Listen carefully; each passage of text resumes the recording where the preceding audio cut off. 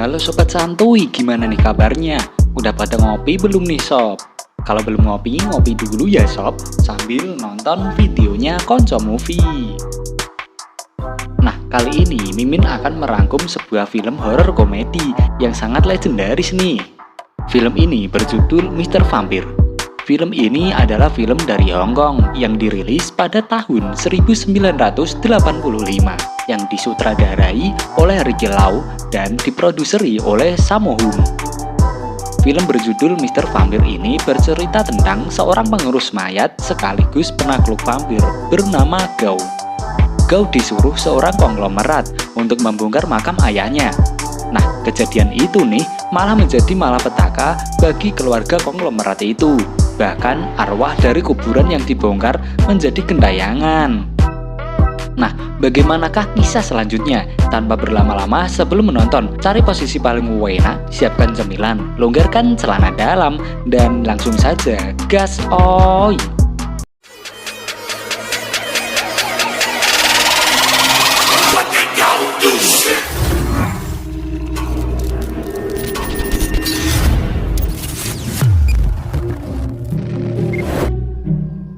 Film diawali dengan seorang pria bernama Mancoy yang sedang memberi sesajen pada beberapa vampir di kamar mayat. Bagi sobat yang belum tahu apa itu vampir Cina, Mimin jelasin ya. Vampir Cina adalah tipe mayat yang dihidupkan kembali dan mereka hidup dengan menghisap darah serta hidup di malam hari dikarenakan kulitnya tidak dapat terkena sinar matahari. Di sini Mancoy juga harus menjaga api di depan vampir itu untuk tetap hidup karena kalau mati maka vampir-vampir itu akan berkeliaran di malam hari. Saat ia memberi dupa di sebuah peti, tiba-tiba nih tangan Mancoy digigit tengkorak, bahkan ia juga ditarik. Mancoy melihat bayangan, lalu ia menggunakan sebuah cermin yang biasanya digunakan untuk menaklukkan vampir. Lalu Mancoy mendatanginya dan tiba-tiba saja Mancoy diserang oleh vampir. Mancoy pun kabur dengan panik. Saat terpojok barulah ketahuan bahwa vampir ini adalah Coseng, yaitu kawannya yang sedang menyamar. Karena kejadian itu, mereka tak menyadari bahwa api penjaga vampir telah padam. Pada akhirnya, kedelapan vampir itu pun bangkit untuk menghisap darah mereka berdua. Karena ketakutan, Mancoy dan Coseng kabur melapor pada sang guru yang bernama Gao. Lantas guru Gao dan pendeta Tao pun menuju ke TKP. Dengan sigap, guru Gao dan pendeta Tao menangkap vampir itu. Namun, mereka ternyata salah tangkap nih. Karena Coseng yang sebelumnya menyamar menjadi vampir dikira vampir beneran oleh guru Gao. Lalu mereka berdua melukai jarinya dulu untuk kemudian menotok dahi si vampir agar mematung kembali.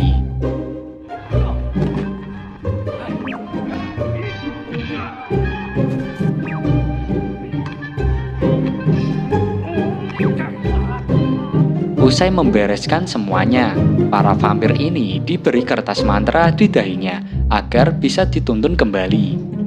Dan pendeta Tao pun menggiring mereka menuju tempat yang semestinya. Keesokan paginya, guru Gao mengajak Mancoy memenuhi undangan dari Tuan Yam. Setibanya di sana, mereka duduk bersama Tuan Yam. Lalu datanglah putri Tuan Yam yang bernama Ting Ting. Tuan Yam ingin guru Gao untuk membongkar lagi kuburan ayahnya karena menurut peramal pribadinya, itu bisa mendatangkan hoki alias keberuntungan. Guru Gao agak ragu sebenarnya nih, tapi karena dipaksa, dia tetap menyanggupinya. Keesokan harinya, guru Gao dan keluarga Tuan Yam melakukan upacara pembongkaran kuburan tersebut.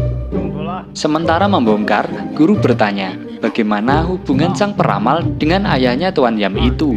Sebab guru Gao curiga bahwa sang peramal itu bukan sedang memberikan nasihat keberuntungan, melainkan hanya ingin memanfaatkan Tuan Yam saja. Mendengar penjelasan itu, Tuan Yam pun mulai meragukan dan curiga atas saran si peramal tersebut. Tapi sayang, semua sudah terlambat, karena peti mati ayahnya sudah diangkat. Tuan Yam menyesal dan meminta Guru Gao untuk menguburnya lagi. Namun tentu saja itu tidak bisa, sebab kuburannya telah hancur dan tak memenuhi syarat lagi untuk menjadi kuburan capung. Karena kasihan, Guru Gao pun menyarankan agar peti ayahnya ini dibawa ke kamar mayat di rumahnya saja dulu, sambil dipikirkan cara penguburan apa yang kira-kira cocok untuknya besok. Setelah semua orang pada pulang, Guru Gao menyuruh murid-muridnya untuk menyalakan dupa di tiap-tiap kuburan.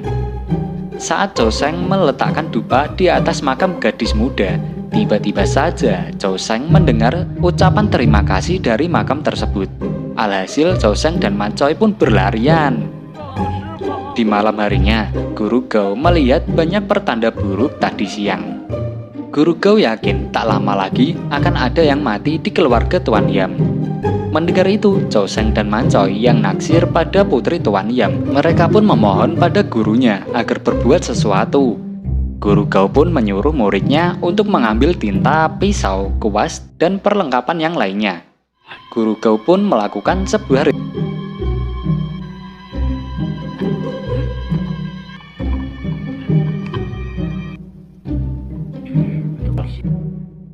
Ia menyuruh muridnya untuk membuat garis-garis di seluruh peti tanpa terkecuali menggunakan cairan sakti itu. Guru Gao takut mayat ini dulu matinya tidak ikhlas, karena kalau betul maka dia akan menjadi vampir penghisap darah. Setelah itu, Chow Seng dan Man Choi sempat bercanda dan hal yang tak terduga pun terjadi.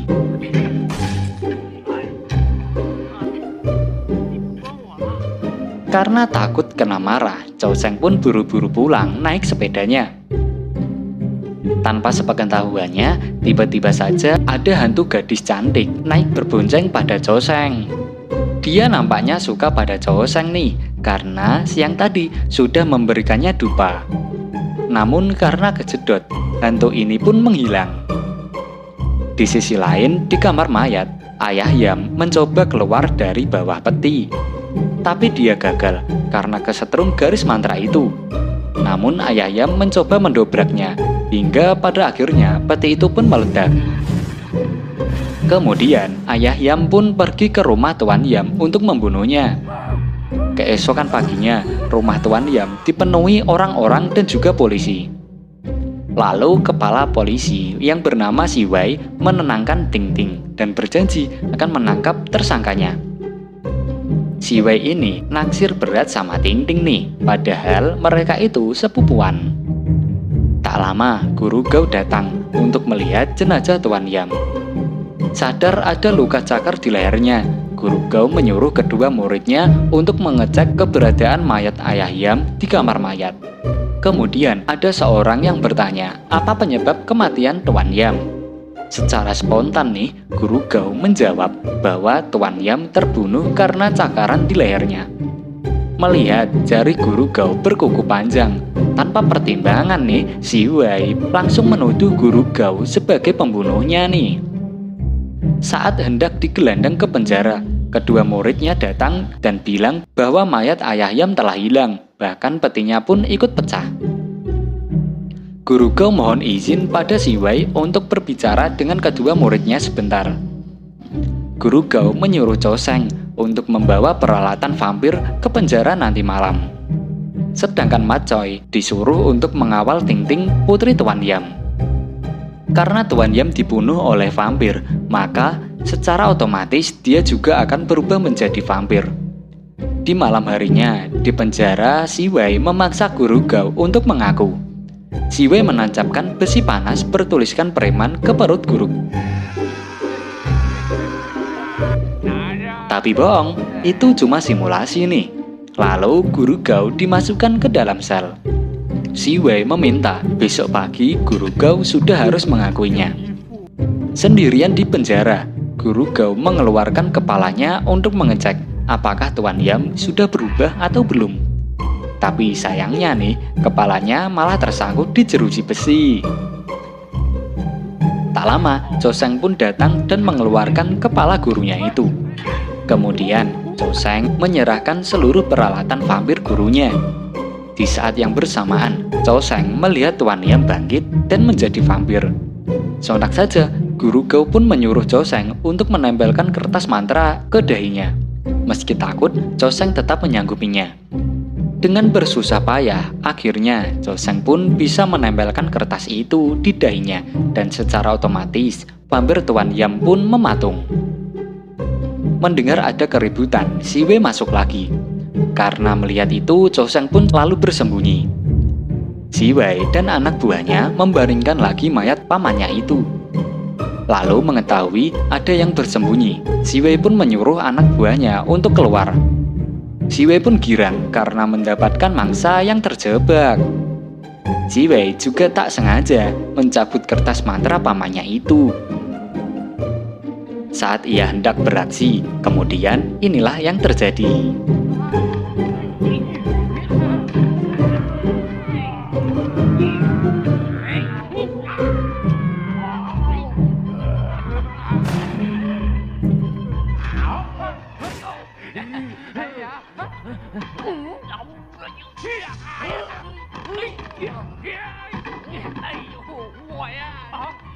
Si Wei kembali diserang. Dia melempar kunci penjara agar Guru Gao menolongnya. Namun kepala Guru Gao tersangkut lagi nih. Lalu Cho Seng memasangkan kembali kertas mantranya itu.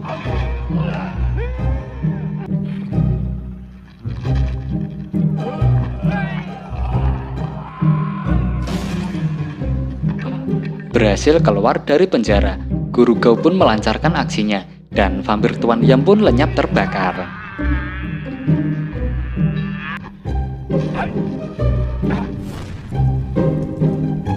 Sementara itu, di rumah Ting Ting, Man Choi menjaga dan menunggu kehadiran vampir.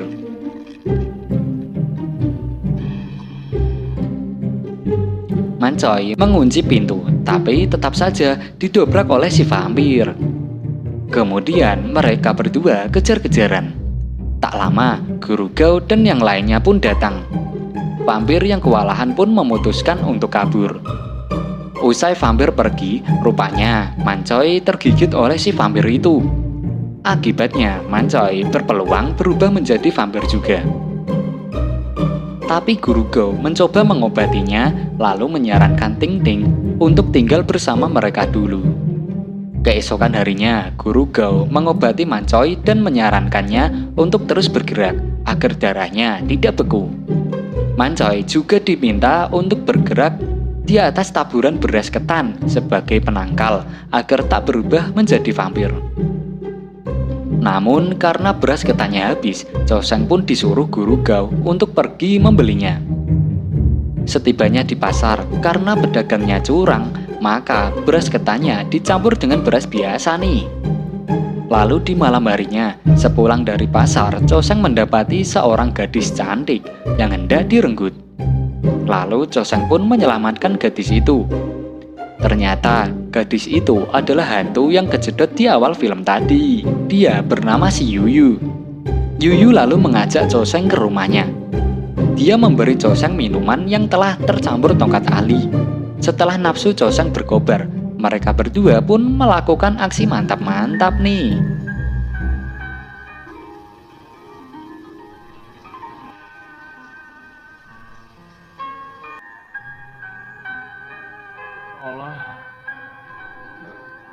Esok paginya, datanglah Cho Seng membawa beras ketan. Melihat ada cupang aneh di lehernya, Guru Gao bertanya, semalam ada di mana, dengan siapa, dan berbuat apa? Cho Seng pun menjawab sebisanya, lalu dia pun tertidur. Di malam harinya, Guru Gao menuliskan sesuatu di tubuh Cho Seng. Guru Gao yakin kemarin malam Cho Seng bertemu dengan hantu gadis. Bangun dari tidur panjangnya, Cho Seng mohon izin untuk pulang ke rumah. Guru Gao pun mengizinkannya, dan diam-diam ia membuntutinya. Ternyata Cho Seng kembali lagi nih ke rumah si Yuyu. Saat sedang berpelukan, tiba-tiba saja Yuyu terpental akibat tulisan mantra Guru Gao di tubuh Cho Seng. Lantas Cho Seng pun menghapusnya. Sementara itu, Guru Gao mencoba melihat wujud asli Yuyu. Lalu Guru Gao memandikan pusakanya dengan cahaya bulan purnama. Saat Cho Seng dibuat tidur, Guru Gao masuk dan pertarungan pun terjadi.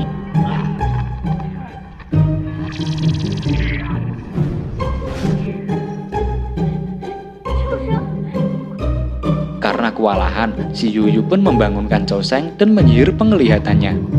Di mata Chou Sheng, ia melihat bahwa di hadapannya itu bukanlah Guru Gao, melainkan si Wei yang sedang menggoda Yuyu. Chou Sheng pun marah, dan dia tak sadar bahwa yang dipukulnya itu adalah sang gurunya. Singkat cerita, si Yuyu berhasil meloloskan diri diiringi dengan badai lokal yang sangat dahsyat. Saat badai usai, Chou Sheng menganggap dirinya sedang bermimpi. Lantas Guru Gao pun menggamparnya.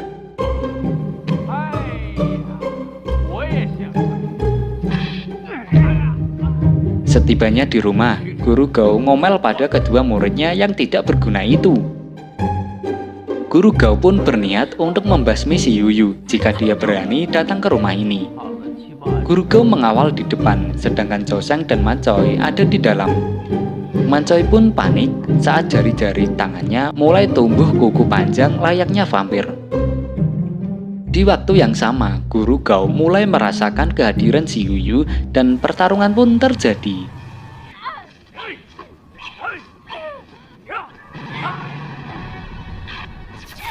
Sementara itu, Man Choi yang hampir jadi vampir hendak menyerang Chou Sheng. Mendengar teriakan Chou Sheng, si Yuyu pun menolongnya. Tapi tetap saja Guru Gao menyerangnya.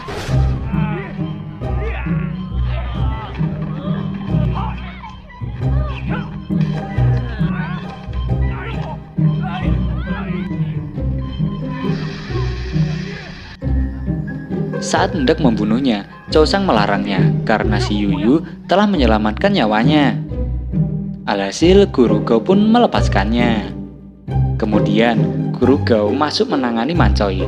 Dia heran kenapa ketannya tidak manjur. Setelah dicek, barulah terungkap bahwa ketan ini sudah tercampur dengan beras biasa. Keesokan harinya, saat sedang merawat Man Choi yang mulai sembuh, tiba-tiba saja si Wei datang melapor bahwa vampir itu sudah masuk ke desa. Lalu bergegaslah Guru Gao ke TKP tanpa ditemani murid-muridnya. Sesampainya di sana, Guru Gao pun mengecek mayat korban vampir dan menyarankan agar mayat ini dibakar saja.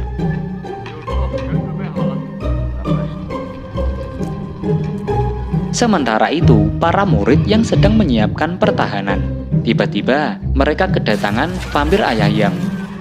Mereka langsung masuk ke dalam, dan tak lama Guru Gao dan si Wei datang. Mengetahui vampir telah datang, Guru Gao menyuruh Chou Sheng untuk ikut. Sedangkan si Wei dan juga Man Choi menjaga Ting Ting di dalam rumah. Sementara mereka beraksi di luar, ternyata nih si vampir ada di atas.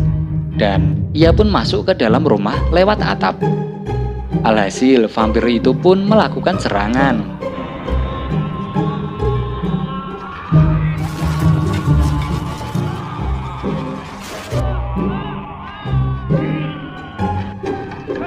Mendengar ada keributan, Guru Gao dan juga Chou Sheng berupaya masuk ke dalam. Si Wei dan juga Ting Ting sangat panik nih dan memblokir pintu kamar. Tapi sayang, vampir ini bisa mendobraknya dengan mudah. Lalu Guru Gao dan juga Chou Sheng yang berhasil masuk langsung melakukan serangan dan pertarungan dengan vampir pun dimulai.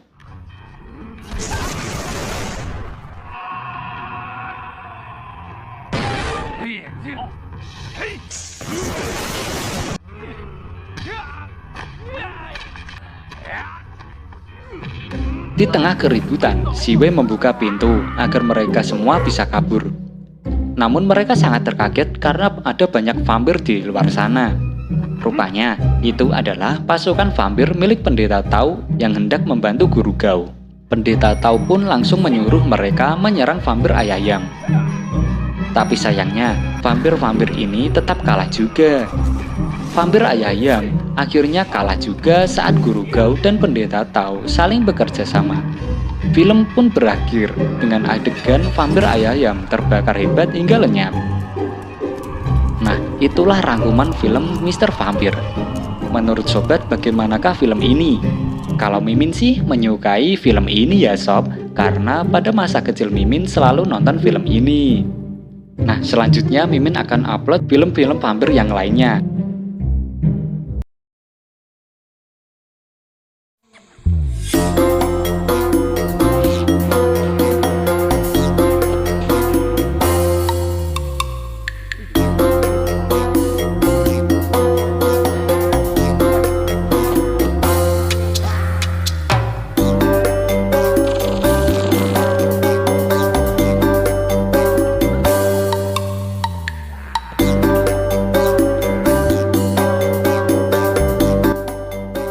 Halo Sobat Santuy, gimana nih kabarnya? Sehat kan ya? Bagi sobat yang belum sehat, disehatin dulu ya sob. Karena sakit itu nggak enak sob, apalagi sakit hati, ya nggak sob? Nah, untuk menemani kegabutan kalian nih sob, kali ini Mimin akan mereview film yang berjudul Mr. Vampire 2. Film ini memadukan elemen komedi slapstick dengan aksi laga dan cerita supernatural yang unik. Bahkan film ini mampu menghibur dan berhasil menyenangkan para penontonnya nih. Film ini menceritakan seorang arkeolog modern yang menemukan jasad sempurna yang diawetkan dari masa lalu, yaitu seorang mayat pria, wanita, dan anak mereka. Jasad ini akan dijual ke pecinta barang antik. Namun itu adalah awal mula dari petakannya. Nah, biar gak penasaran gimana kelanjutannya, tanpa berlama-lama sebelum nonton, cari posisi paling enak, siapkan cemilan, longgarkan celana dalam, dan langsung saja gas oi!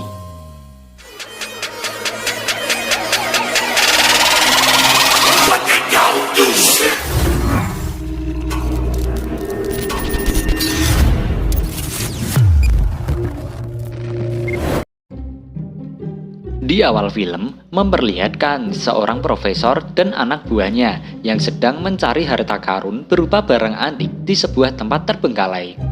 Profesor itu bernama Kwok, dan kedua muridnya kita sebut saja namanya Yang Ji dan juga Lau Nam.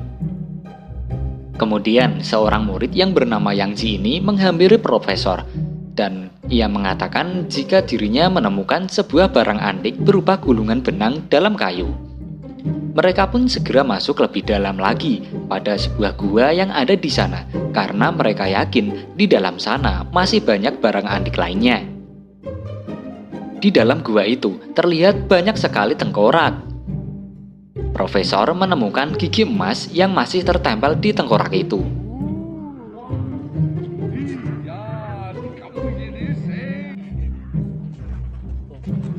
Saat sedang mencari, mereka dikejutkan oleh suara Yang Ji yang menjerit karena terdapat peti mati di sana.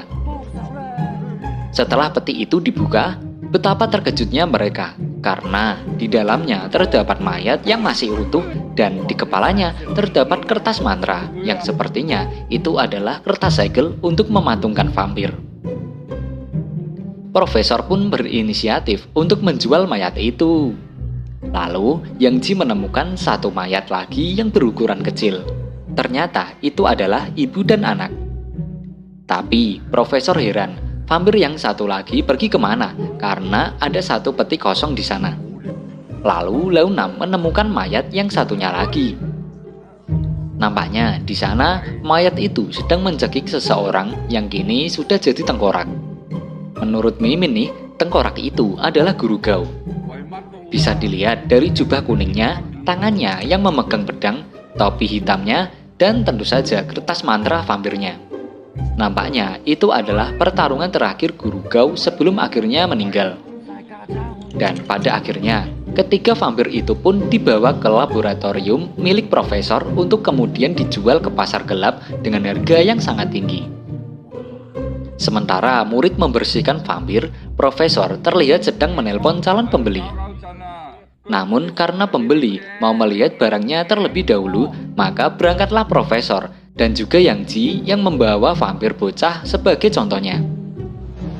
Merasa sesak nafas dengan asap rokoknya sang profesor, Yang Ji membuka jendela mobil. Angin pun masuk dengan cukup kencangnya. Bahkan membuat kertas mantra si bocah tadi lepas. Merasa ada yang aneh, Profesor dan Yang Ji pun menyadari bahwa bocah ini bangkit. Yang Ji sempat kabur keluar karena ketakutan. Tapi demi uang, Profesor mengajak Yang Ji balik lagi ke mobil. Sayangnya vampir bocah ini menghilang dan hanya tersisa kertas mantranya saja. Khawatir dengan dua vampir di lab, mereka pun memutuskan untuk kembali. Di sisi lain, Launam kaget melihat kertas mantra vampir wanita yang ternyata sama persis dengan yang ada di buku mantra. Karena kepo, Launam mencabutnya demi mengeceknya. Dan akhirnya pun vampir itu pun bangkit. Vampir ini ingin menggigit leher Launam. Lalu ia pun menghindar sekuat tenaga.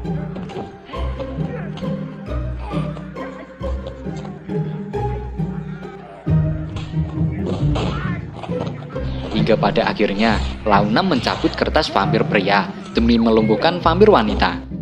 Dan tentu saja kini vampir pria yang harus dihadapinya. Karena kewalahan, Launam melakukan cabut tempel kertas kepada mereka berdua.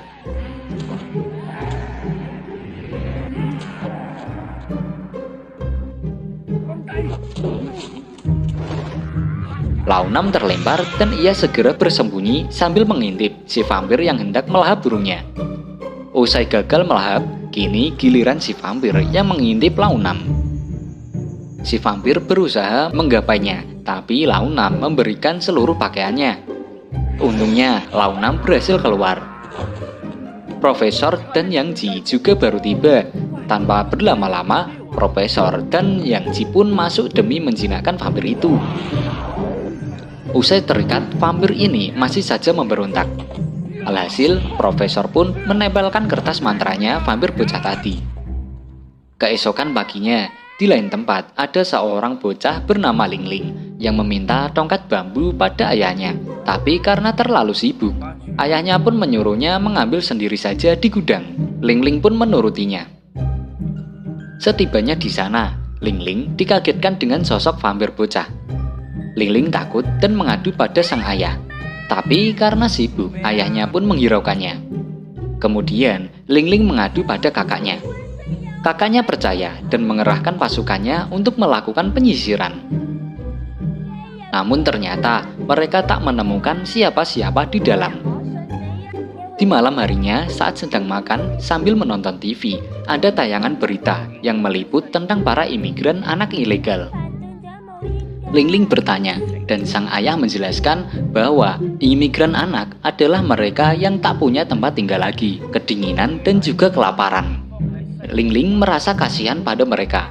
Lalu ia bergegas ke kulkas mengambil apel secara diam-diam untuk diberikan kepada vampir bocah yang dianggapnya sebagai imigran anak ilegal. Di malam itu, hujan pun turun. Ling Ling merasa kasihan pada si imigran anak tadi. Dia memutuskan untuk menyambanginya. Ling Ling berjanji tak akan melaporkannya kepada polisi. Ling Ling juga mengajaknya masuk ke rumahnya agar tak kedinginan. Setibanya di kamar, vampir bocah ini menghidupkan semua mainan yang ada di sana.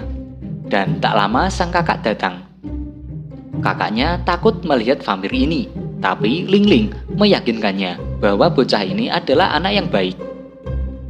Setelah itu, Ling Ling minta pada sang kakak agar tak melapor pada sang ayah. Keesokan harinya, Ling Ling memperkenalkan bocah ini kepada teman-temannya.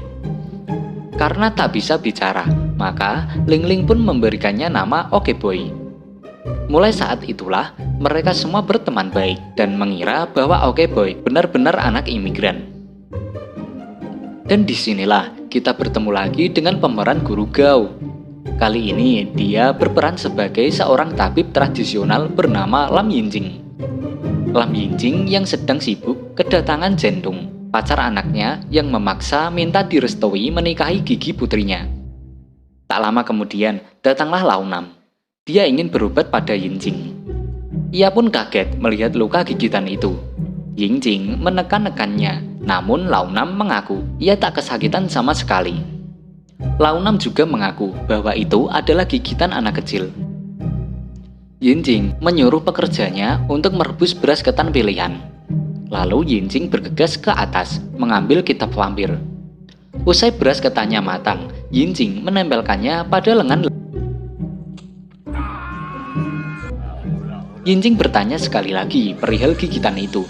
Tapi Launam tetap saja, ia bilang bahwa itu gigitan anak-anak. Akhirnya Launam pun pulang. Launam pulang dengan naik taksi, sedangkan Yinjing menyuruh Gentoo dan juga Gigi untuk membuntutinya. Yinjing akan segera menyusul nanti, karena peralatannya ketinggalan.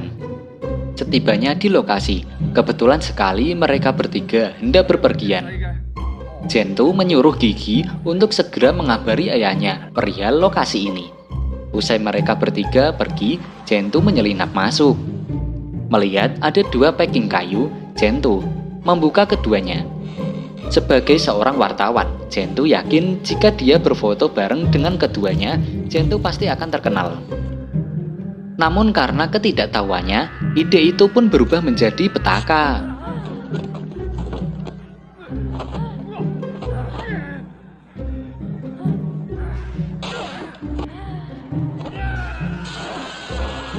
Gentoo benar-benar keteteran menghadapi kedua vampir ini. Lalu Gentoo melempar botol kaca gelap ke arah vampir-vampir itu. Rupanya, botol kaca itu adalah zat kimia obat penenang. Alhasil, mereka bertiga pun bergerak lambat akibat menghirup asap kimia tersebut. Tak lama, datanglah Yinjing dan juga Gigi. Menghirup asap itu juga, Yinjing dan Gigi pun ikut bergerak lambat. Akhirnya, mereka pun bertarung dengan gerak lambat nih.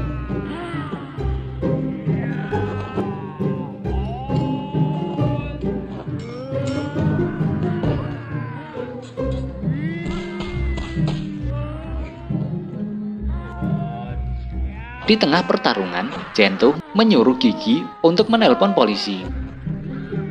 Melihat sebotol obat penenang, Gentoo pun menumpahkannya ke mulut vampir wanita. Usai teler nih, selanjutnya Gentoo mencekoki juga vampir pria dengan cairan itu hingga teler. Tak lama kemudian, polisi dan ambulan pun datang untuk mengamankan TKP. Melihat banyaknya polisi dari kejauhan, Yang Ji dan Launam pun takut dan tak mau melanjutkannya lagi. Tapi profesor bilang Launam akan segera mati jika dia tak diobati dengan darah vampir itu. Launam pun panik bukan main. Dia bahkan menggigit Yang Ji agar Yang Ji juga ikut terinfeksi dan berjuang bersamanya mendapatkan darah vampir itu. Di tengah malam, Yinjing dan juga Gentoo yang sudah pulih memutuskan masuk ke kamar mayat untuk menusuk jantung kedua vampir itu. Namun, menyadari ada yang datang, Yinjing dan juga Gentoo berpura-pura menjadi mayat. Ternyata yang datang adalah Launam dan juga Yang Ji. Mereka ingin mengambil darah vampir itu untuk berobat, tapi karena sudah membeku, jarum suntiknya malah bengkok nih.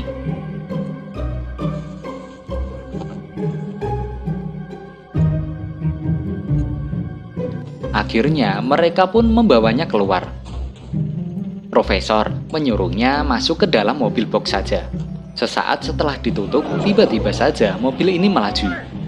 Rupanya Yinjing dan juga Gentoo diam-diam sudah berada di depan. Yinjing menyuruh Gentoo mencari tempat sepi untuk membakar kedua vampir ini. Tapi niat mereka terhambat karena ada razia polisi di depan. Polisi pun memberhentikan mereka. Saat sedang mengomel, mobil box ini bergoyang-goyang nih. Alhasil para polisi itu yang penasaran, ia pun membuka boxnya. Sebenarnya vampir juga ingin keluar, tapi karena kesigapan Yinjing, maka vampir itu pun tetap berada di dalam. Selanjutnya, Yinjing berinisiatif membocorkan tangki bensin mobil dan hendak membakarnya. Kebakaran hebat pun terjadi di sana. Vampir-vampir ini kepanasan, tapi sayang dia masih sempat keluar melalui atas. Launam dan juga Yang Ji terus mencoba mengambil darahnya. Namun saat Yinjing membawakan api, kedua vampir itu pun kabur. Sementara itu di tempat lain, Okeboy menangis saat melihat kedua orang tuanya ada di TV. Ling Ling pun mengajak ke kamar, namun tetap saja sang ayah mendengar suara tangisan itu. Akhirnya Okeboy pun ketahuan. Sang ayah menguncinya di lemari dan segera menelpon polisi. Akan tetapi, tangisan Okeboy yang nyaring itu ternyata terdengar oleh kedua orang tuanya. Sementara itu, Yinjing dan juga Gentoo yang sedang memburu menggunakan mobil polisi pun mendapat info agar menuju ke rumah seseorang. karena di sana ada vampir, dan bersegeralah mereka ke rumah Lingling. Kembali ke Lingling, mengetahui ada yang mengetuk pintu, ayahnya pun segera membukakan pintu itu. Namun ternyata itu bukanlah polisi. Alhasil aksi kejar-kejaran pun terjadi. Kejar-kejaran itu sempat terhenti saat mereka mendengar suara tangisan Okeboy. Usai bereuni, mereka kembali mengejar Lingling lagi. Saat terpojok, ayah Lingling pun melakukan serangan. Meskipun itu sia-sia, kemudian Lingling dicekik oleh bapak vampir dan disinilah kemudian Okeboy membelanya. Sukses mencegah kedua orang tuanya, Okeboy pun naik dan bersalaman tanda mau pamit undur diri. Namun ternyata di luar rumah sudah banyak polisi yang siap menyerang. Tak lama dari itu, datanglah Yinjing dan Zhentu dan pada akhirnya Yinjing pun mengungkapkan identitasnya. Selain seorang tabib, ternyata Yinjing juga seorang penakluk vampir. Dia berguru pada Samo dan tahun lalu berhasil menangkap satu vampir. Mendengar itu, polisi pun langsung minta saran padanya. Yinjing minta disiagakan kloroform gajah dan menyuruh mereka untuk mematikan dulu lampunya. Yinjing dan Zhentu masuk mengendap-endap dan tiba-tiba serangan pun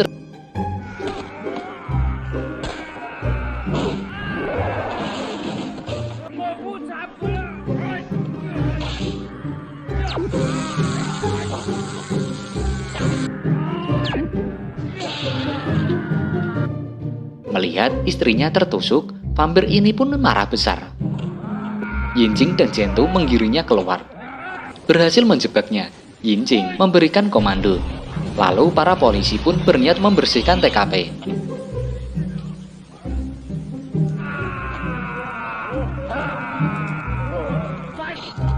Zhentu kemudian menembakkan vampir dengan kalsium sulfat. Dan vampir itu pun lenyap. Usai melenyapkan vampir ayah, Yinjing pun mendatangi Okeboy. Tapi Lingling dan kakaknya berusaha melindunginya. Bagaimanapun juga, Okeboy pernah menyelamatkan mereka. Yinjing dan Zhentu berusaha membujuknya, namun karena tak tega, Yinjing hanya membiusnya saja hingga tertidur. Agar tak ketahuan, mereka pun mengganti pakaian Okeboy dan berniat membantu Okeboy agar mendapatkan reinkarnasi yang baik. Dan film pun diakhiri dengan kemunculan Profesor Kwok yang tewas di tangan kedua muridnya yang sudah jadi vampir karena gagal menyembuhkan diri. Oke sob, itulah rangkuman dari film Mr. Vampire 2. Nah, menurut sobat, bagaimana nih filmnya? Apakah lebih bagus ini daripada film yang sebelumnya? Tulis di kolom komentar ya sob, dan selanjutnya Mimin akan coba rangkum film vampir lagi nih. Tunggu videonya ya sob, dan cukup sekian video kali ini. Sampai jumpa di video yang lainnya.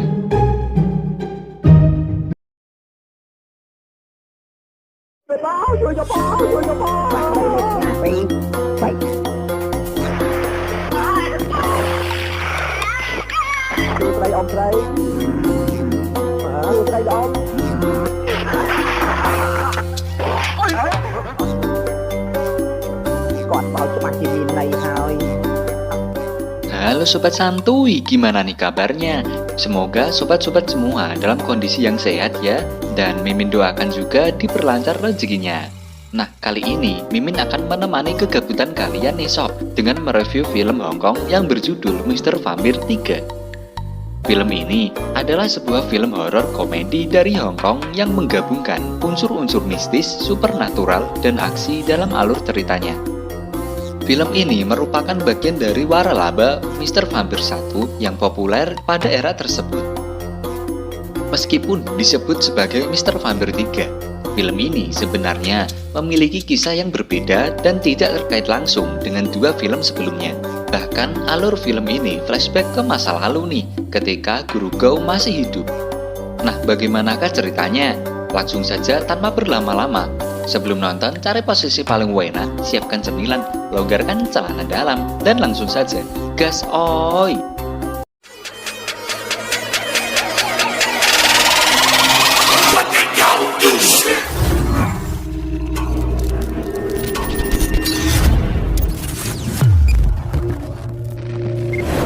Di awal film, memperlihatkan sebuah kediaman seseorang yang nampaknya sang pemilik resah karena selalu diganggu penunggu yang ada di sana. pemilik rumah itu memanggil seorang pendeta bernama Mao Ming untuk mengusir hantu dari rumah tersebut. Mao Ming mencoba meyakinkan kliennya yang sempat ragu akan kemampuannya. Ia pun kemudian memulai ritual pengusiran hantunya. Tak lama berselang, hantu itu mulai mengisyaratkan keberadaannya di rumah itu. Mao Ming dengan sigapnya melanjutkan ritual pengusiran hantu itu dengan masuk ke dalam rumah. Ketika beras ketan dilemparkan, barulah terlihat dua vampir di sana. Mao Ming pun bertarung dengan kedua vampir itu. Dan di tengah pertarungan yang sangat sengit itu, Mao Ming memarahi kedua vampir itu karena terlalu serius bertarung. Ternyata nih, kedua vampir itu hanyalah vampir peliharaan dari Mao Ming sendiri. Lalu karena vampir kecil menyerang kliennya, Mao Ming menyuruh kliennya itu agar menempelkan uang di dahi vampir kecil itu agar ia bisa mematung. Selanjutnya, Mao Ming menyuruh tuan muda untuk membuka payungnya agar vampir ini terkurung di dalamnya.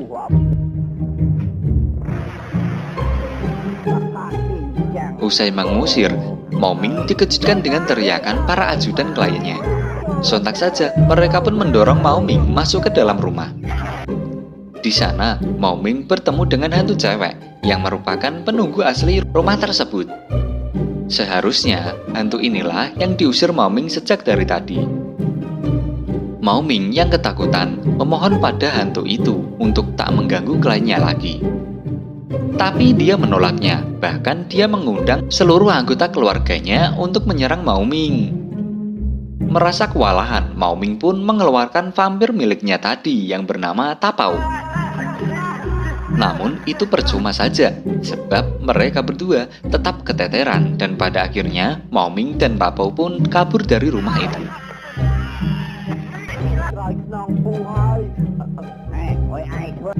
Usai berada di luar, Mao Ming berencana untuk tak akan kembali lagi dan mencari tempat baru. Lalu, tibalah Mao Ming di suatu pemukiman yang sangat sepi.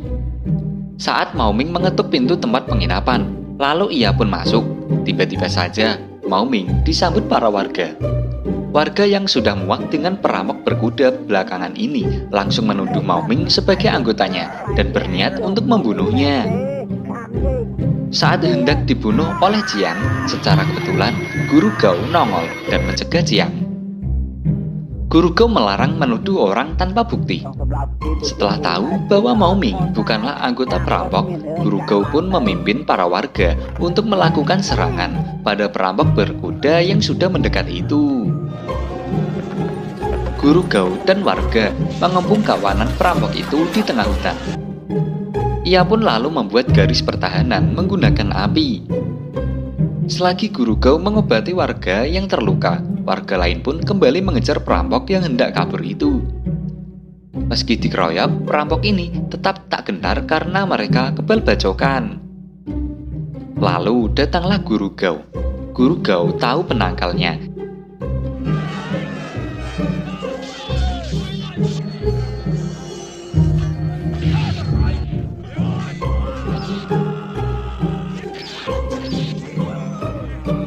Kemudian, warga dikejutkan dengan serangan dari pimpinannya, yaitu Ratu Iblis. Dia mengobati saudaranya menggunakan belatung dari mulutnya. Melihat itu, Guru Gao pun berniat untuk menangkalnya menggunakan air kencingnya. Dan benar saja, leher saudaranya kembali terluka. Karena merasa terdesak, Ratu Iblis pun kabur. Keesokan harinya, warga menggelandang dua rampok semalam itu masuk ke dalam penjara. Lalu di malam harinya, Guru Gao datang ke sebuah restoran untuk merayakan ulang tahunnya di lantai 2. Sementara itu, murid-murid Guru Gao secara kebetulan melihat Mao Ming yang sedang makan banyak, tapi sendirian di lantai 1. Melihat itu, Jiang pun berniat untuk menjahilinya. Jiang melakukan aksi mendak-mendak pada Mao Ming. Tapao yang tak terima pun membalasnya dengan usil.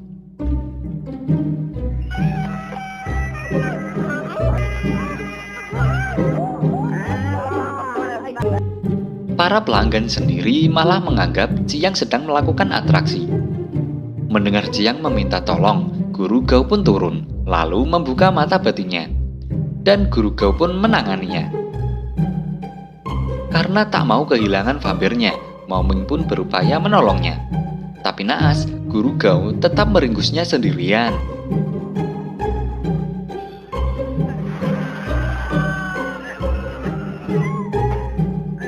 Lalu dibawalah kendi itu ke rumahnya. Guru Gao menuliskan mantra agar mereka bisa bereinkarnasi dengan layak. Kemudian, Jiang disuruh Guru Gao untuk meletakkannya ke dalam ruang kendi. Setelah itu, mereka berdua masuk ke dalam rumah. Ternyata sedari tadi Mao Ming mengintainya. Dia masuk mengendap-endap demi mendapatkan kendi vampir-vampirnya itu.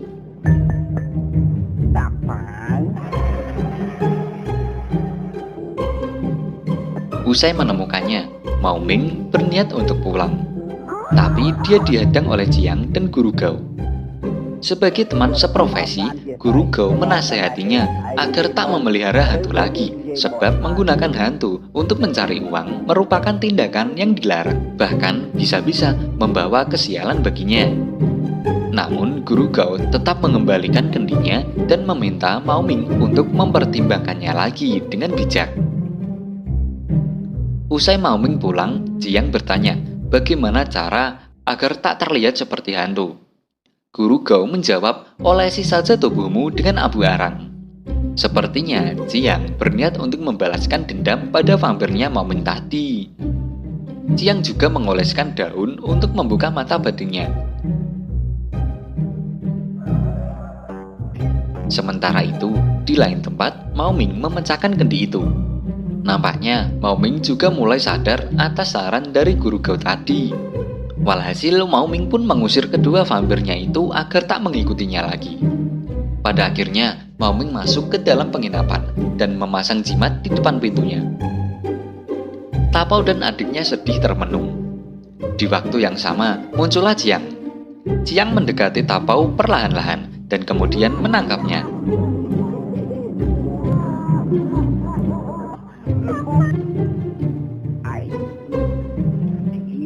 Mendengar teriakan adik Tapao, Mao Ming pun langsung bersegera mengejar Jiang.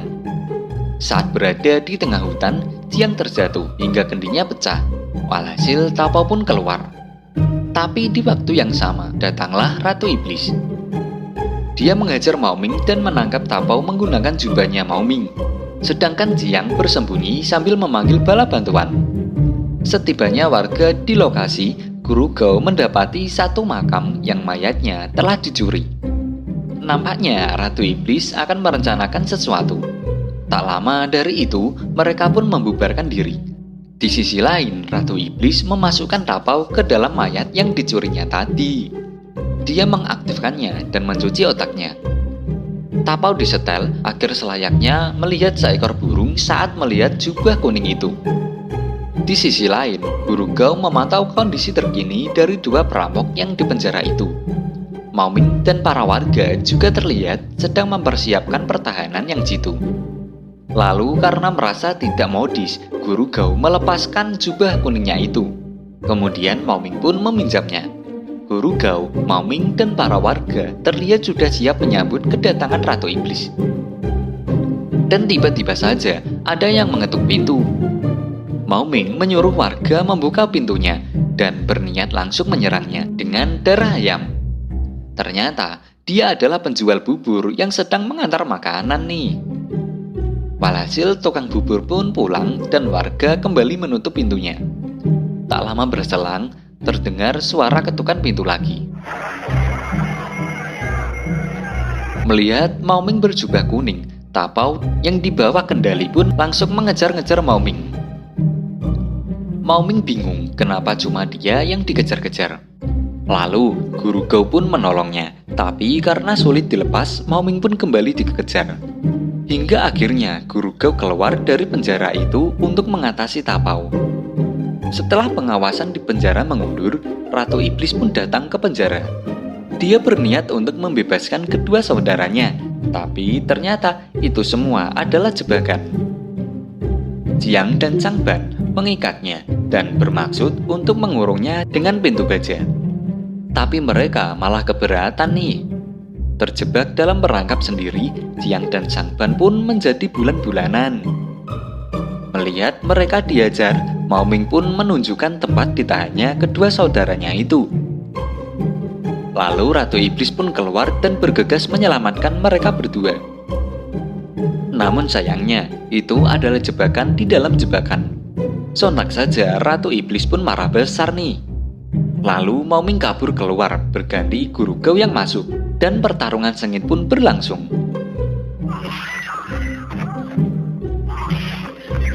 Kemudian Ratu Iblis mengeluarkan jurus kutu kupretnya nih, tapi Guru Gao mampu menaklukkannya.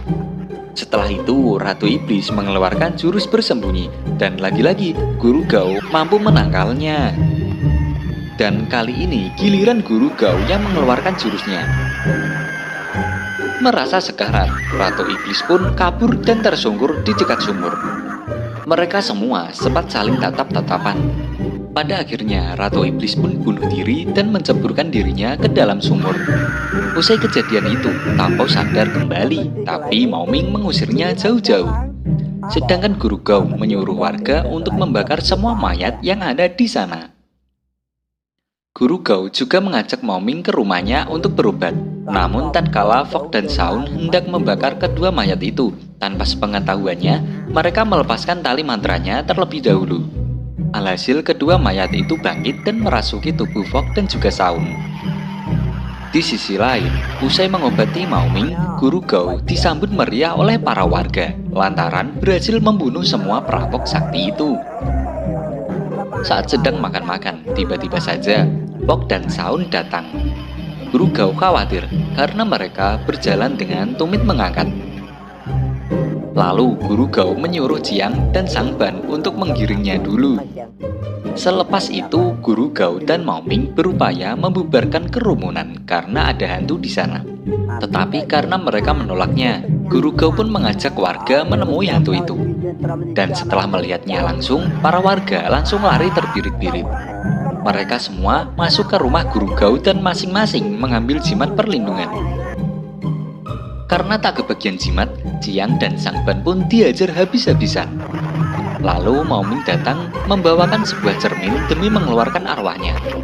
Dan benar saja, cara itu berhasil. Guru Gao muncul dan menotok dahinya dengan kuas mantra. Guru Gao juga menyuruh muridnya untuk memegangi kuas karena Guru Gao dan Mao Ming hendak melakukan suatu ritual di dalam. Di tengah memegangi kuas itu, Jiang dan Sang Ban yang kurang kerjaan itu malah menjahilinya. Alhasil para hantu ini pun bangun dan kembali menyerang.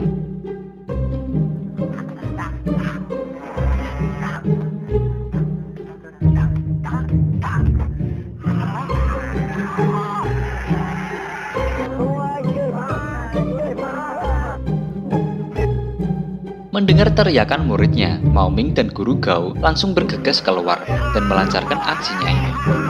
Setelah diberi jimat, Guru Gao menyuruh Mao Ming untuk menggorengnya. Selagi menunggu minyak dipanaskan, Guru Gao dan yang lainnya menempelkan kertas jimat ke setiap pintu dan jendela. Setelah selesai, Guru Gao menugaskan Mao Ming untuk menggorengnya sendirian, sebab Guru Gao dan muridnya harus kembali ke sumur untuk mengangkat mayat Ratu Iblis dan kemudian membakarnya. Dengan berat hati, Mao Ming pun menyanggupinya. Setibanya di sana, Guru Gao berharap agar mayat Ratu Iblis membelakangi langit, sebab kalau menghadap langit, maka dia akan berubah menjadi roh jahat. Dan untungnya, sang mayat membelakangi langit. Alhasil kedua muridnya pun turun untuk mengambil jasadnya. Namun saat mereka hendak mencapai dasar, tiba-tiba saja mayat itu berubah menghadap ke langit. Lantas, kedua muridnya pun panik naik ke atas. Melihat sang mayat bangkit, Guru Gao langsung beraksi. Tapi sayang, salah seorang muridnya tak tertolong. Usai berada di luar sumur, Ratu Iblis mendengar suara teriakan saudaranya itu. Ia pun langsung terbang ke sana. Sementara itu, Mao Ming tak kunjung menggorengnya karena memang minyaknya belum mendidih. Namun salah satu kendi mulai retak dan memberontak keluar. Tak punya banyak waktu, Mao Ming langsung saja menggorengnya. Tapi karena minyaknya belum mendidih, hantu itu pun bangkit dan keluar dari wajan dengan kondisi setengah matang. Dan sudah pasti Mao Ming kabur dari kejaran hantu mentah itu. Lalu melihat ada abu arang, Mao Ming pun bergegas ke sana untuk mengolesi tubuhnya agar tak terlihat oleh makhluk itu. Mao Ming lalu menanggalkan seluruh pakaiannya, dan benar saja hantu itu pun tak dapat melihatnya. Namun karena tak semua tubuhnya diolesi, hantu ini pun masih bisa mengejarnya. Pada akhirnya, Mao Ming sukses menggoreng hantu itu dengan sempurna. Tak berselang lama, Ratu Iblis pun datang. Dia menggunakan tubuh tapau untuk membuka pintunya. Mao Ming pun mengancam untuk menggoreng kendi yang satunya, tapi Ratu Iblis juga mengancam membunuh vampir cilik ini. Lantas Tapau pun melakukan serangan. Ratu Iblis marah besar melihat saudaranya digoreng semua. Tak lama, Jiang pun datang untuk mengulur waktu. Sementara itu, Guru Gao masuk lewat pintu lain.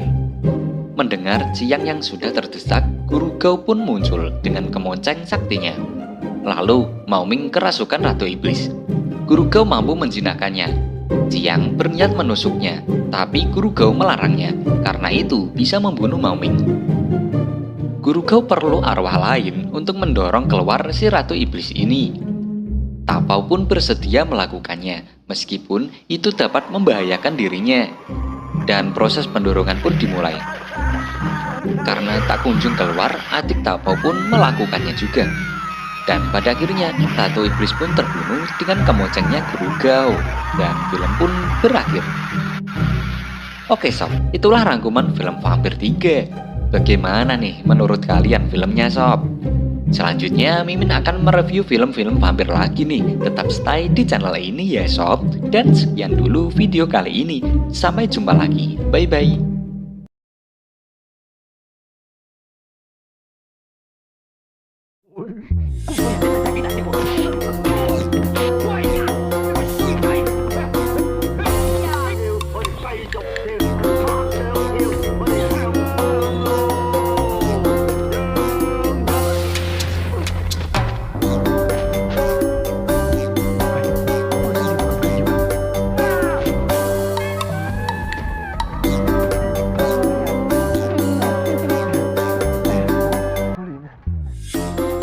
Halo Sobat Santuy, gimana nih kabarnya? Sehat kan ya?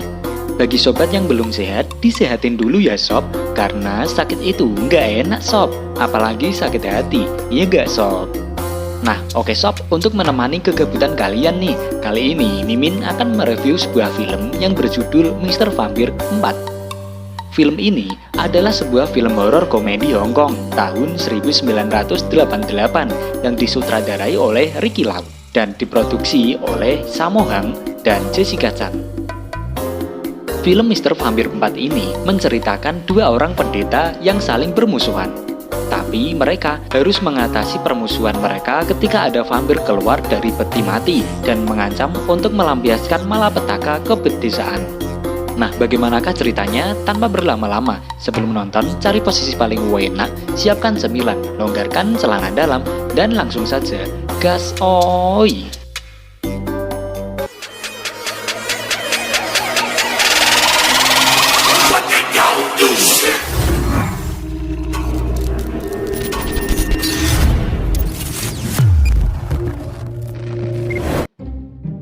Film diawali dengan memperlihatkan seorang pendeta yang bernama Yao yang sedang memperlihatkan rumahnya kepada murid barunya yang bernama Gigi. Biksu Yao hanya tinggal seorang diri di rumah itu. Kemudian Biksu Yao menyuruh Gigi bersih-bersih, sedangkan dirinya akan mengambil air di sungai. Sesampainya di sana, ia melihat Suyan yang sedang mencari ikan. Suyan ini adalah murid dari pendeta mata empat, tetangganya Biksu Yao. Lalu, mereka berdua pulang bareng nih. Biksu Yao berniat akan memperkenalkan Suyan kepada murid barunya. Sesampainya di rumah, Gigi terlihat sedang beres-beres di kamar. Dan tak berselang lama, Suyan datang menemui Biksu Yao. Suyan terlihat senang karena akan punya teman baru. Ia mengira bahwa teman barunya ini adalah seorang laki-laki. Kemudian masuklah mereka ke dalam kamar. Suyan mengira Cici sedang kesulitan dan ia pun berinisiatif untuk membantunya dengan cara mengangkatnya. Tapi karena Cici memberontak, maka hal yang tak terduga pun terjadi nih.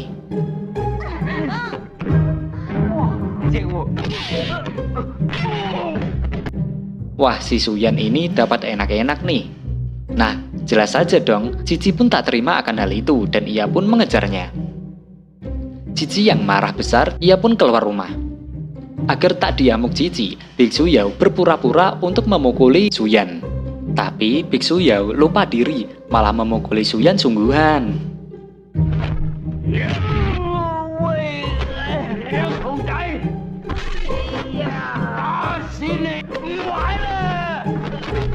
Karena tak tahan dipukuli, akhirnya Suyan mengungkapkan persekongkolan itu. Alhasil, Cici pun marah juga kepada Biksu Yao. Di sisi lain, kita diperlihatkan dengan sosok pendeta mata empat yang tengah menggiring vampir-vampirnya pulang ke rumah. Vampir-vampir ini sudah disetel untuk mengikuti semua gerak-geriknya.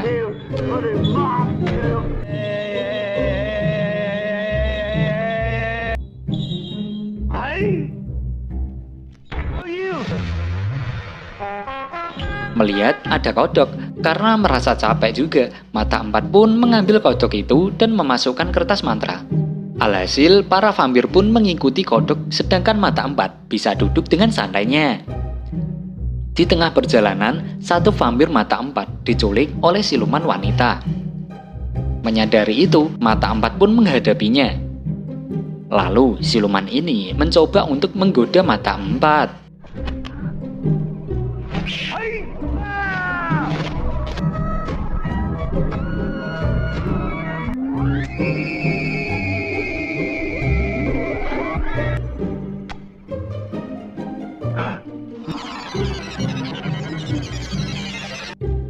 Mata empat pun mencoba menahan pandangannya, tapi jantungnya berdegup dengan kencangnya. Hasrat sebagai laki-lakinya pun mulai bergairah nih. Lantas mata empat menghampirinya dan memeluknya. Sukses memperdayainya, siluman rubah ini pun berniat membunuhnya. Tapi sayang, mata empat sudah menyadari itu sedari tadi. Akhirnya siluman rubah yang terbunuh nih.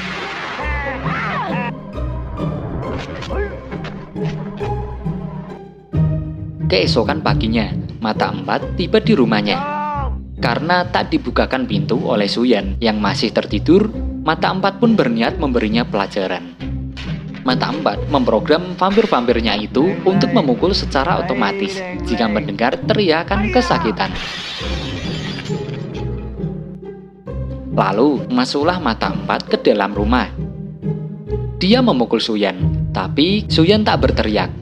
Mata empat heran, kenapa dia tidak berteriak. Lupakan program itu, mata empat spontan saja. Vampir-vampir ini pun memukulinya. Lalu Suyan menghentikan teriakan gurunya itu.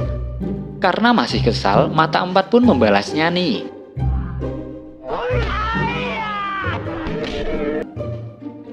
Kemudian Suyan menggiring para vampir itu ke kamar mayat. Suyan melakukan ritual untuk menguninstall program vampir gurunya tadi. Usai kejadian itu, mendengar kedatangan mata empat, Biksu Yao dan muridnya pun datang ke sana untuk silaturahmi. Sedangkan mata empat sendiri sudah sangat lama membenci Biksu Yao. Mata empat mengajak biksu minum teh, tapi yang terjadi adalah mereka malah saling dorong-dorongan meja nih.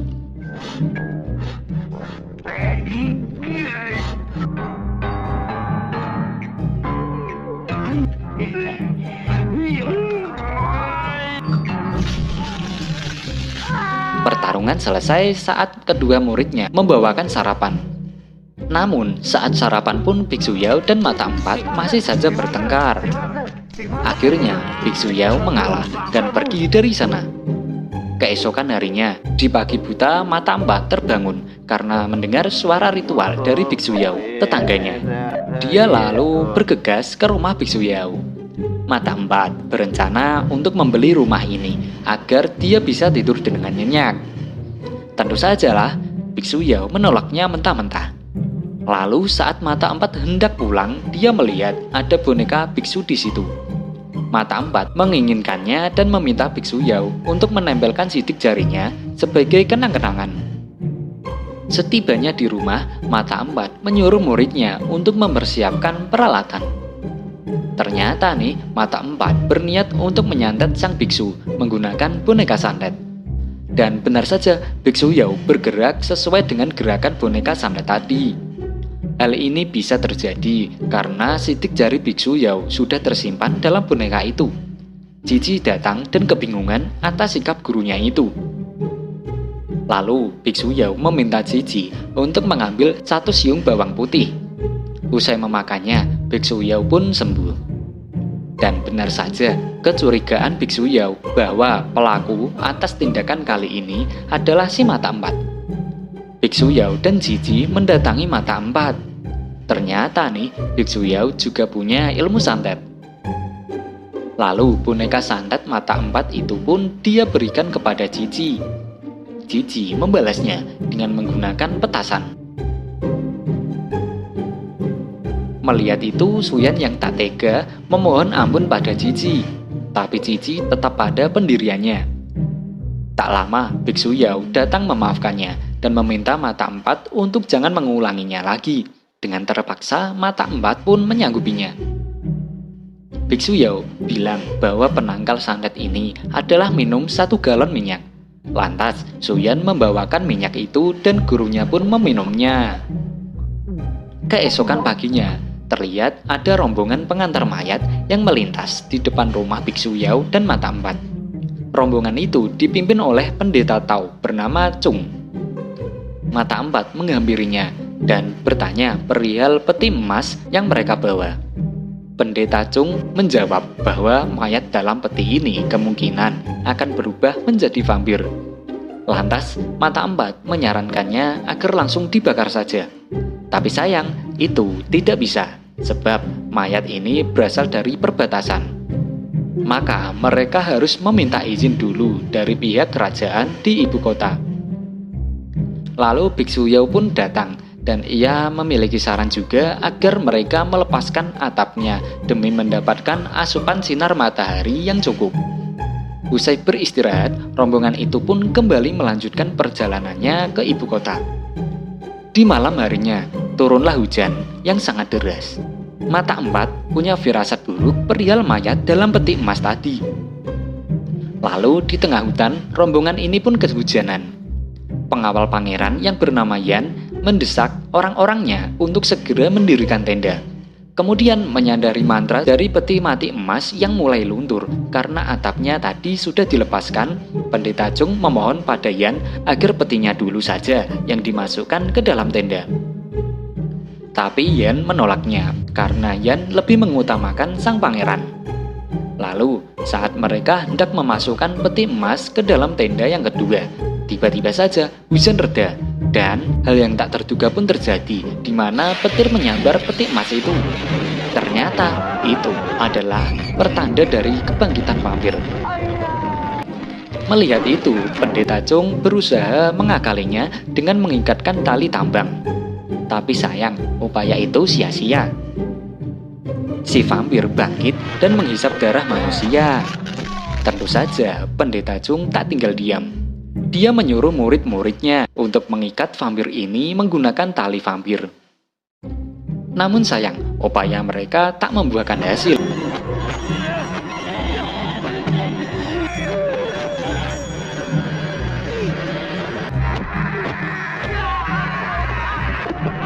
Pendeta Chung sendiri malah terluka karena cakaran si vampir.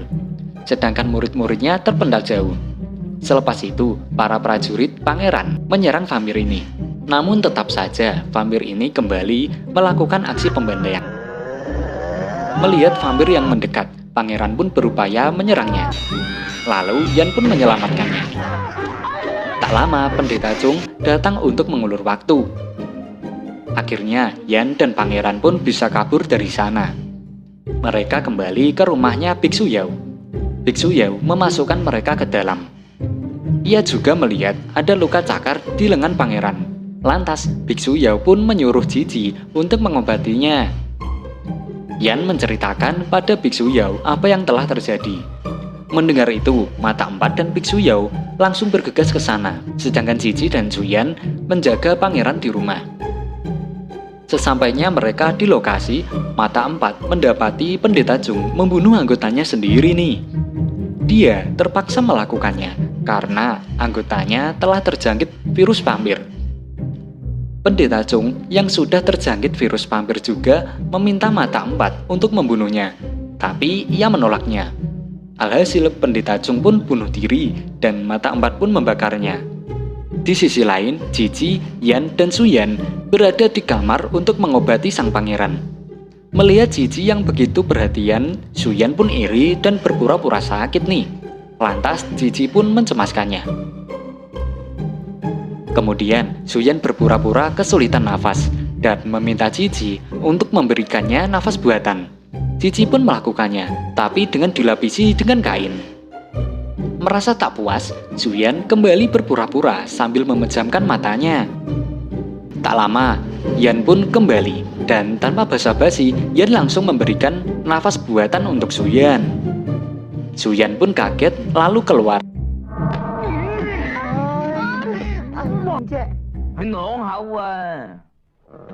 Tak berselang lama, mereka mendengar suara-suara aneh di luar rumah. Ternyata, para prajurit yang sudah mati tadi telah berubah menjadi vampir. Mereka mempersiapkan serangan, tapi di waktu yang sama, Yan juga kejang-kejang. Sepertinya dia tak sadar bahwa dia juga sudah terjangkit virus vampir. Karena Yan memberontak, maka Suyan pun memukulnya hingga pingsan. Lalu para vampir mulai menyerangnya. Tapi karena tak mendapati siapa-siapa, mereka pun berpencar. Saat sedang mengintip, tiba-tiba vampir menyerang mereka. Selanjutnya mereka dikeroyok oleh ketiga vampir itu. Lalu mereka masuk ke kamar untuk melindungi pangeran. Suyan mengintip keluar. Ternyata Yan sudah berubah menjadi vampir. Karena ketahuan, vampir-vampir ini pun mengejarnya. Mereka menyembunyikan si pangeran di bawah selimut. Lalu Suyan bergegas merobek tirai jendela, dan tak lama para vampir itu berhasil mendobrak pintu. Rupanya Suyan menggunakan tirai itu untuk menyamar jadi vampir juga. Dan perlahan-lahan mereka berdua keluar untuk menggiringnya. Tapi sayang, aksi mereka ketahuan juga nih. Alhasil pertarungan sengit pun terjadi.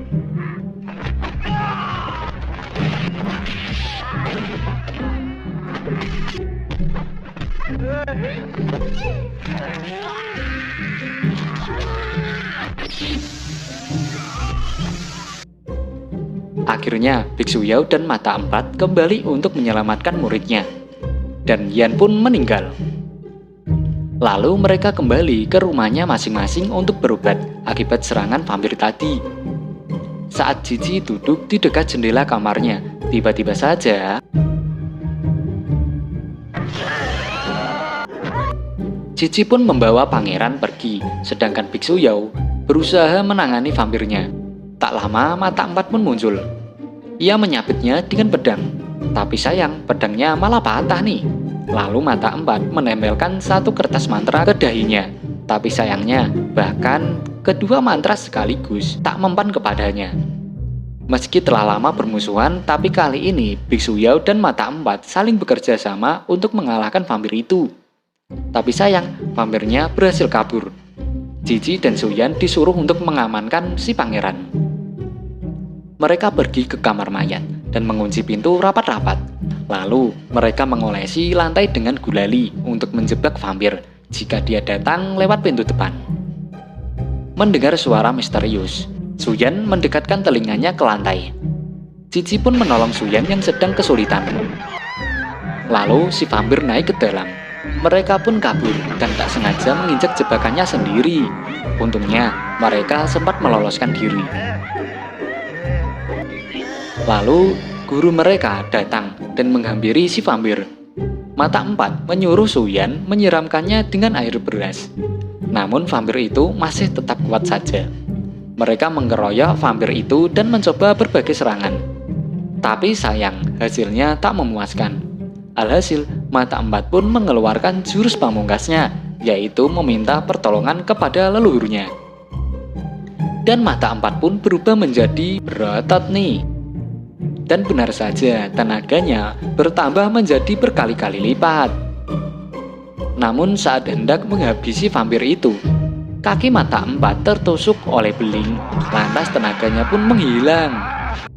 Tetapi karena kerjasama tim yang baik, mereka pun mampu mengunci si vampir. Karena semua senjata sudah tak mempan, mata empat menyuruh Gigi untuk memasukkan segala jenis racun ke dalam mulut vampir. Bahkan ular pun dimasukkannya juga. Dan hasilnya, vampir ini pun meledak-ledak, lalu kemudian mati mengerikan, dan film pun berakhir.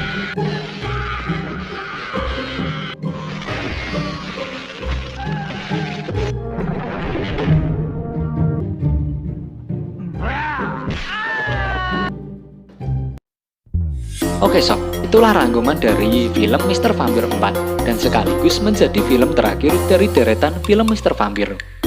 Nah, menurut sobat, dari keempat film Mr. Vampir ini, manakah yang paling menarik nih? Menurut Mimin sih, Mr. Vampir 1 dan 2 ya sob. Kalau sobat bagaimana? Tapi nih sob, ternyata masih banyak lagi film-film tentang vampir nih. Dan tetap stay di channel ini ya sob, biar gak ketinggalan rangkuman film yang lainnya. Sekian dari Mimin dan terima kasih sudah menonton. Sampai jumpa di video selanjutnya.